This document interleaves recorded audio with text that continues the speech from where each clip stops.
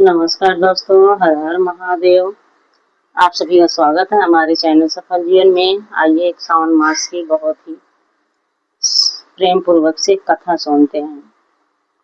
एक समय की बात है, माता पार्वती और भगवान भोलेनाथ धरती पर भ्रमण करने आते हैं। पार्वती जी की नजर एक गरीब पति पत्नी पर पड़ती है जो बहुत गरीब थे। पति अपनी पत्नी निर्मला से कहता है, पता नहीं हमारी गरीबी के दिन कब दूर होंगे।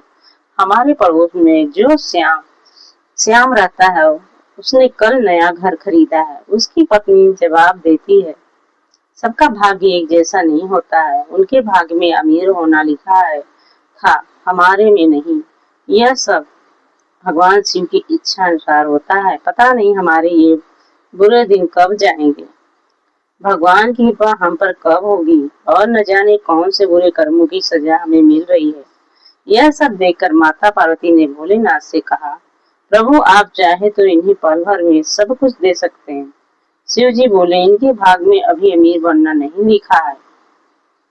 ऐसा कहकर महादेव और पार्वती आगे बढ़ते हैं। पार्वती जी की नजर एक अमीर पति पत्नी पर पड़ती है। जहाँ पत्नी कहती है, मुझे पैसे दीजिए, मुझे अपने बच्चे के लिए नए खिलौने लाने हैं। पति कहता है, ठीक है, कल मुझसे तुम पैसे ले लेना।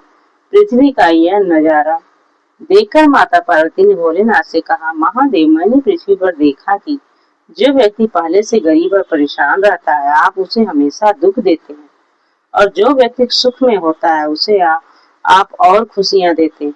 ऐसा क्यों? तब भोलेनाथ कहते हैं, देवी पार्वती, अब हम कुछ दिनों तक पृथ्वी पर ही रहेंगे। यहाँ रहकर मैं अपने आपके मन की सभी प्रश्नों को दूर करूंगा।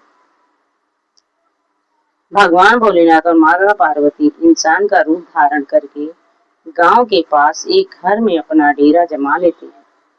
शाम के समय भोलेनाथ ने पार्वती जी से कहा, अब हम धरती पर मनुष्य के रूप में आ गए हैं, तो हमें खाना पानी की व्यवस्था करनी होगी। तुम चूल्हा बनाकर रसोई की तैयारी करो, मैं खाने की सामग्री लेकर आता हूँ।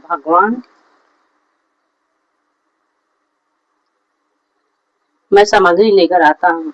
भोलेनाथ के जाने के बाद माता पार्वती चूल्हा बनाने के लिए गांव में ईंट लेने के लिए जाती हैं। गांव में बड़े बड़े सुंदर घर देखकर वे सोचती हैं, अगर मैं इसमें से ईंट लूंगी तो घर की सुंदरता खराब हो जाएगी। तभी उन्हें एक टूटा हुआ मकान दिखता है। तब माता पार्वती सोचती है, मैं इसमें से ईंट ले लेती हूँ, यह तो पहले से ही टूटा हुआ है। माता पार्वती उस घर से ईंट लेकर आई और चूल्हा तैयार कर महादेव का इंतजार करने लगी। महादेव के आते ही माता पार्वती ने कहा, महादेव देखिए, मैंने चूल्हा तैयार कर लिया है, आप खाने की सामग्री क्यों नहीं लाए? भोलेनाथ कहते हैं, अब सामग्री की कोई जरूरत नहीं है, क्योंकि जिस प्रश्न का उत्तर ढूंढने के लिए हम पृथ्वी पर रुके थे वह आपको स्वयं मिल गया। पार्वती जी पूछती है, मैं कुछ समझी नहीं स्वामी।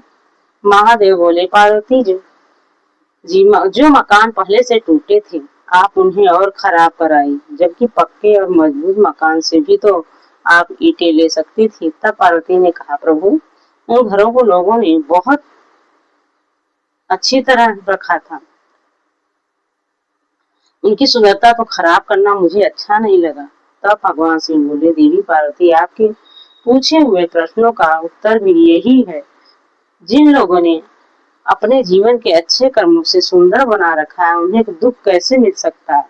इस संसार में हर मनुष्य को अपने कर्मों का फल भोगना पड़ता है। सबके पास सब कुछ नहीं होता।